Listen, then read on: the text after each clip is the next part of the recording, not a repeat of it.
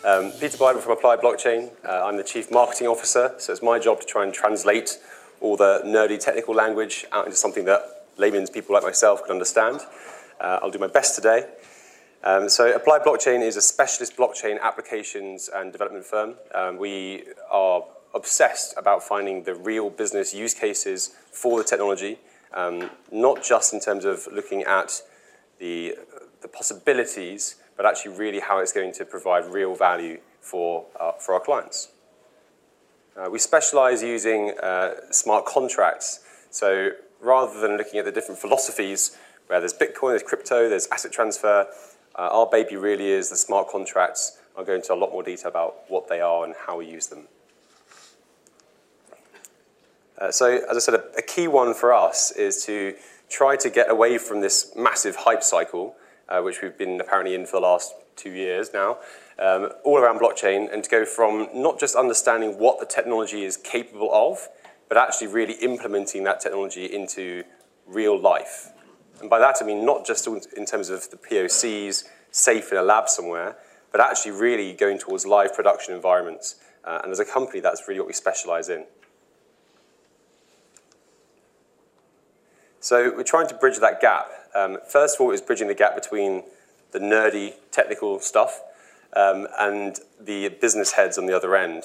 And as I said, my role sits in the middle of that, where I'm trying to kind of be a nerdy one end, but also a business head the other, and make that translation occur. So there's this huge void right now where people will talk a lot, and they talk about blockchain, that they know what blockchain is, but actually behind that they don't necessarily really know what it is. So what I'm going to try and do today is provide a perspective where I'm going to start kind of basic, and I'm going to work into exactly how we use each different piece in a very simple and clear term, hopefully. So to begin with then, let me explain the basic benefits of blockchain, not the nerdy stuff in terms of hashing functions, Merkle trees, and consensus algorithms, but instead, let's talk about the specific benefit points. And there are only a few, so let's go straight into it. So first of all, it's a tamper-proof record, which means that as soon as you make a transaction, and by that I mean an event, a record on the ledger, it cannot ever be changed. This is the standard use case. The second is that it's peer-to-peer. So one of the big problems right now with any financial transaction or exchange of data is there are always a number of different intermediaries to authorize different transactions that get in the way, and any intermediaries always increase cost. So it's peer-to-peer.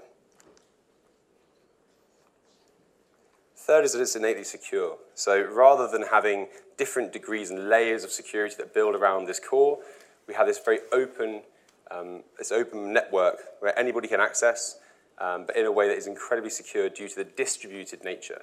So it's the trust in a trustless system, if that makes sense. You're not trusting any individual party, but rather you're trusting the fact that no one trusts anybody else on this distributed ledger.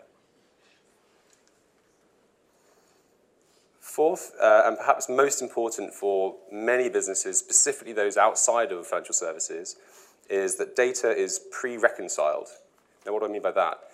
Rather than having these different silos of databases and stores from each different server of each different company you're trying to deal with, by having this shared network between the different parties, you have a single source of truth. So it's automatically synchronized, if you like, between the different parties, but it means there is no data reconciliation, and it means that every single party is singing from the same hymn sheet. And finally, there's smart contracts. This is perhaps the most exciting thing about blockchain, and I'm very excited to tell you more about it later. So on top of that last slide, which is kind of the basic platform layer of what blockchain is, we realize that that's great, but there are still a number of different components that are missing. So having all those different pieces in place only gets you so far. When you're trying to build a solution for an enterprise-grade client, or if you are an enterprise-grade business, there are certain aspects that are missing because the technology was not developed with businesses in mind, not necessarily at least. Some perhaps were, but the original blockchains were not. So what we've done is we've built out what we call our mantle. This is our product that sits as a middle layer between the blockchain platforms on the bottom and the applications on the top. So using this mantle that we've been developing over the last couple of years, we have several different technical components that solve many of the problems that the underlying blockchain platforms do not. This enables us to build much faster, but also it enables us to have assurance over security in terms of interoperability and various other components. So I'll talk you through what we have. The first and perhaps most important is that this mantle is platform agnostic. So right now there's a huge danger because there are various different underlying platforms of Hyperledger, Ethereum, Monax, etc., etc. Trying to place your bets right now and pick a winner is incredibly dangerous because who knows? Ethereum may not exist in 2 years' time.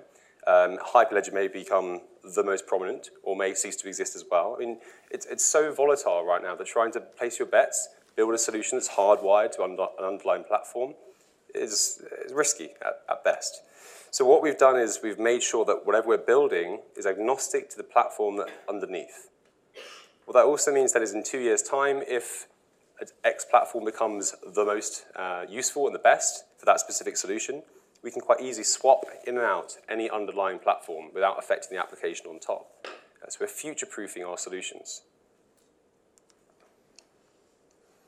There's also data privacy. So the current concept of, let's say, the Ethereum blockchain is this strange pseudo-anonymous network where you have perfect visibility over all the transactions of all the others in the same network, but you have no idea of the actual identity of the organizations you're dealing with. When you see public keys, but that doesn't tell you who the actual person is behind it or the organization. Realizing this, what we have done is built out a privacy capsule.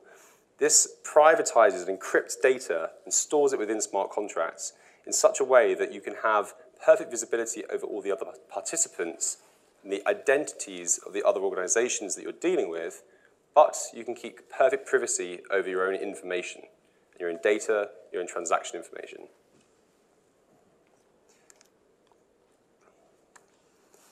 There's also identity management. As well as knowing who the organizations are on the network, it's really important to know who the individual person is signing a certain transaction. Just to clear that up as well, a transaction doesn't necessarily mean an actual sending of currency from one person to another on the network. In blockchain terms, that means an event. It means something that is time-stamped and recorded onto the blockchain. So that could be me sharing my date of birth with you. That's a transaction on the blockchain. Now, to sign something that is important and recorded, there needs to be verification of the individual. In business terms, you want to know exactly who has approved something, verified something, and so on.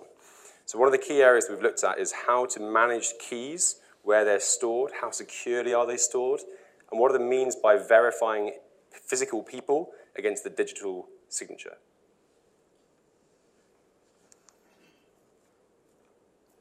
And finally, well, there's also system performance. There's one more after this. There's also system performance, which basically means we can cache data on the application to really improve the performance of the overall application. Rather than relying upon the speed of, let's say, any underlying platform, which some are better, some are not so much, we can improve vastly the throughput of data by caching it locally. And finally then, of course, there's distributed applications. What's most exciting about distributed applications is that there are certain functions and abilities that they have compared to normal web applications, new business models that could not have existed before. Another really important point, and it's amazing how often this comes up, a blockchain application looks and feels and interacts exactly the same way as a normal web application or a mobile app. So in terms of a user interacting with this application, it's exactly the same. So actually, what's interesting from a kind of philosophy perspective is that as a customer of a certain company using a blockchain solution, you may not even ever know that it is actually a blockchain solution. As far as you're concerned, it's just another web app. So the question here comes down to, where does the value that is gained through using blockchain sit? Is that value passed back on to the end customer? Does it need to be? Is the business taking all the extra margin for themselves? So what I'll show you later on is a few examples where the businesses have designed their business model around this technology to enable their customers to have perfect assurance over their own data privacy.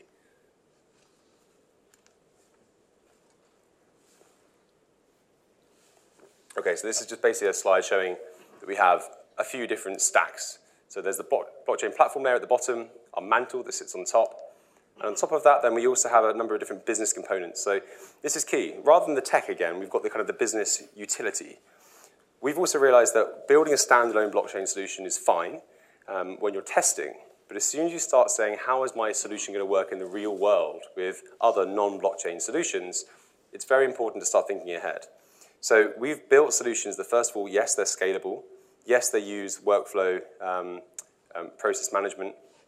But also importantly, they're interoperable. They work with other blockchain and also non-blockchain solutions. We can get API calls that tell us things. We can have sensors that are pulled into a certain application to then verify a transaction or an event in time. Importantly, then, this whole thing has to interoperate and work with any other normal system. So some of the things we've done that are, I guess, the next step is integrating with systems such as SAP. And then finally, on top, of course, we have the application layer, which is just UI, UX design work. So, smart contracts. I think the first thing to mention is that there's another miscommunication about what smart contracts are, so let's clear that up first. The idea of this legally binding contract being suddenly related into this code where lawyers no longer have jobs ever again is rubbish. So actually, we're speaking with a variety of different law firms right now on this exact question to try and work out the specific nuances between the two. And actually, they're completely separate. So if you're looking at smart contracts, really what is it? It is a container inside of which you have data and you have code.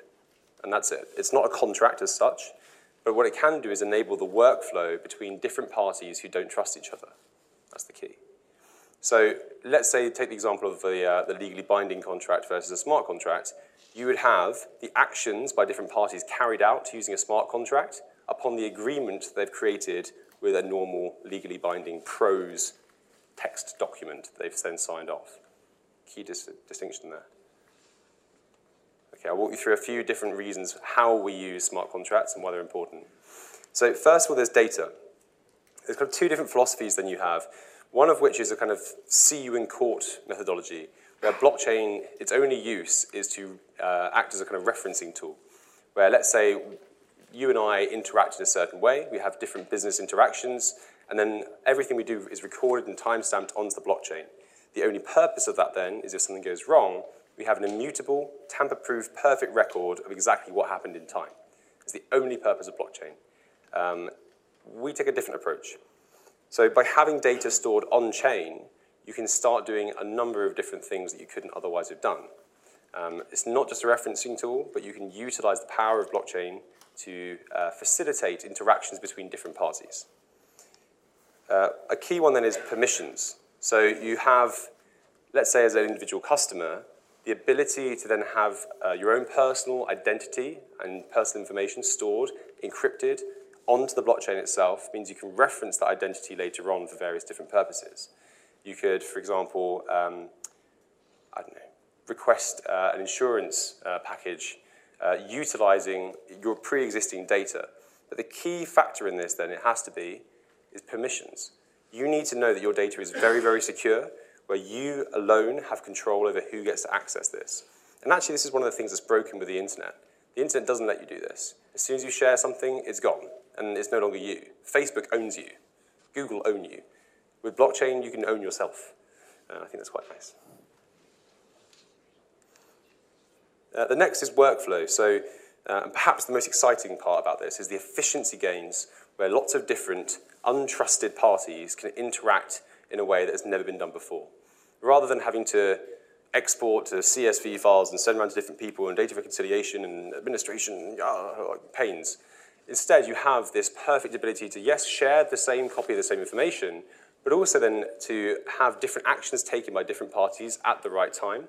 You can even have, for example, this and this happen, which then requires this party to verify that has happened. It comes back in and carries on. So the complete workflow logic is available using smart contracts. The beauty of this then is it's almost unlimited. Anything you can imagine building that involves business-to-business interaction, you can use smart contracts. So it's not just financial services. My final point on smart contracts is about token transfer. So rather than looking at cryptocurrency, we actually completely don't touch it. So the concept of using Bitcoin or Ether or anything else isn't actually necessary. If you're building a closed bubble, a closed environment on a private network, there is no need to have cryptocurrency. So instead what we do is we use the tokens within smart contracts to simulate the movement of funds. I'll talk to you a bit more about this with a case study example in a second. But the principle here is you can avoid all of the amazing headache around using cryptocurrency by completely avoiding it and replacing it for token transfer.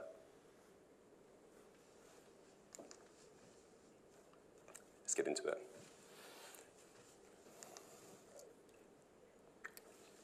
So just before I dive into the actual case studies, here's that's really slow.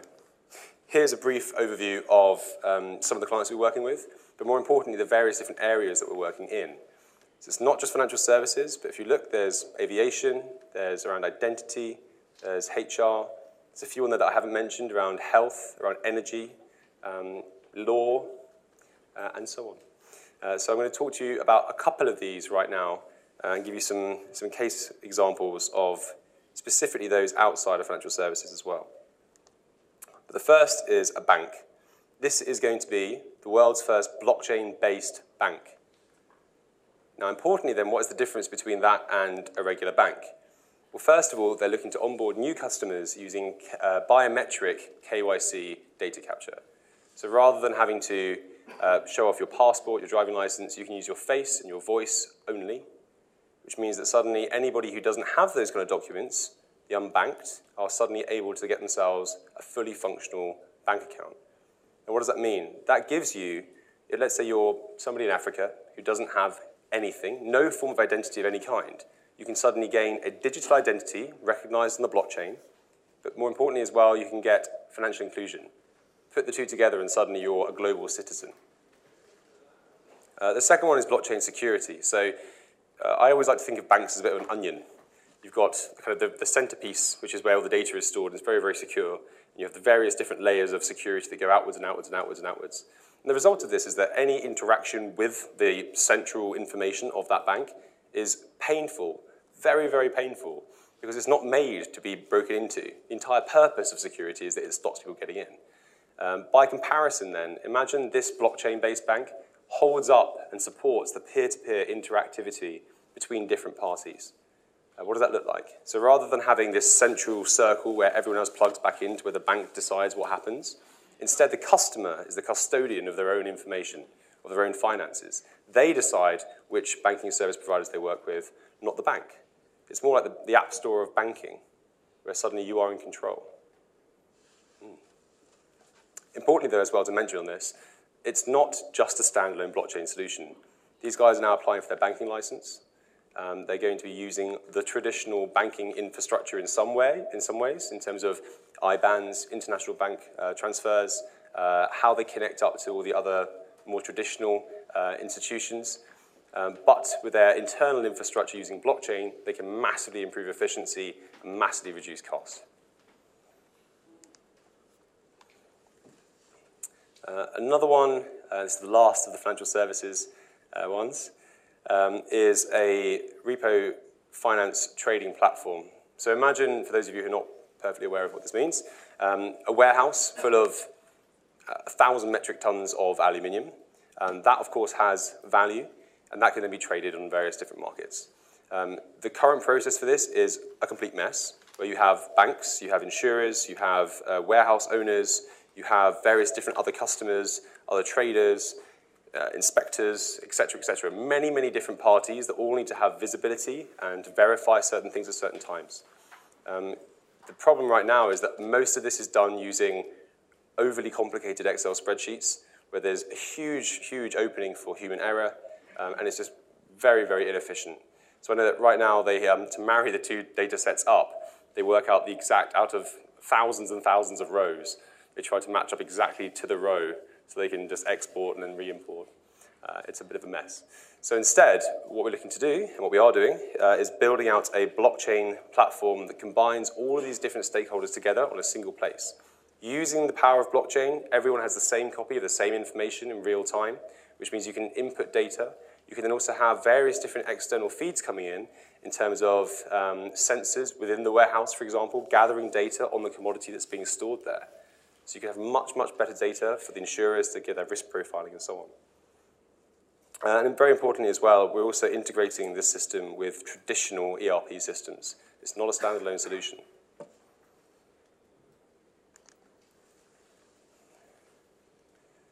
So I mentioned identity. So Nuggets is a very interesting startup, and I can't say that yet. There's an interesting piece of PR that should be released soon about them. So these guys are, imagine Apple Pay, but with the power of blockchain. So you can pay for various different goods and services online in a kind of e-commerce style payment, but you're utilizing your biometric data to verify transactions. So why is that important? Why is it different to Apple Pay? Well, first of all, using blockchain, your payment information is never touched or seen by anybody else but you. Even Nuggets have no idea of any of the information of any of their customers. Remember before how I said permissions is a key thing? Nuggets' approach on this is that their customers should be the owners of their own personal identity and financial information, not Nuggets. Why should they?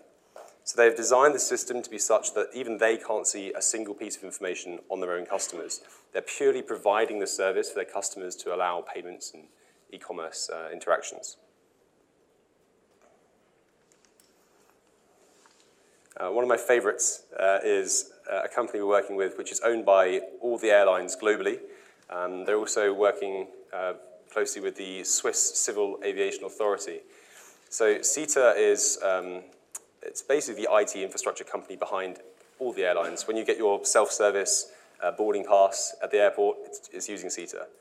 So with Sita, we are building the world's first blockchain-based distributed drone registry.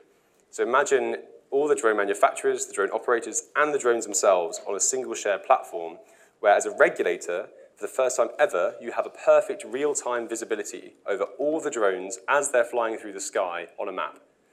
That's pretty cool, right? So for the first time ever, regulators have a real-time perspective over this. Now imagine the next phases. This is only kind of phase one.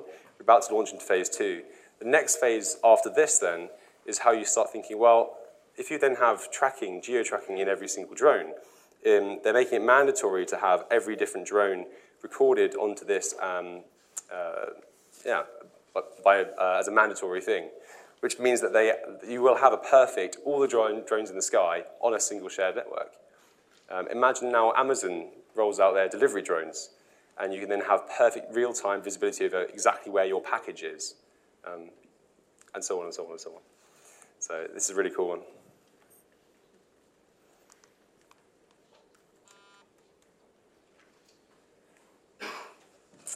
And the final one I want to talk about is a company that is building, how do I say this? The simplistic version is it's like LinkedIn on the blockchain. But the key difference here is that you have individuals who are able to, again, hold their own personal information, but they can verify their experience and their accreditations from previous institutions or employers. So rather than, I forget the statistic, I think it was 90% of people's CVs contain false truths. They big themselves up a little bit too much. It's not quite true. So using this platform, you can write your own CV effectively, send part of that back to a previous employer. They can then verify on the blockchain that what you have said is correct, which means then suddenly you are the owner of that verification. So for future events, you have that verified for the rest of time. It also means that you're not going back to your university to ask for very expensive, and who knows why they're so expensive, verification of your qualifications at different points in your life. But the key part here is this complete social networking platform using the power of blockchain. But importantly, blockchain is only a small piece. It is the core. It's very important, but it's not the rest. So it's a blend of traditional technologies with the power of blockchain. Cool. And that's my face. So I think I'm done. Any questions?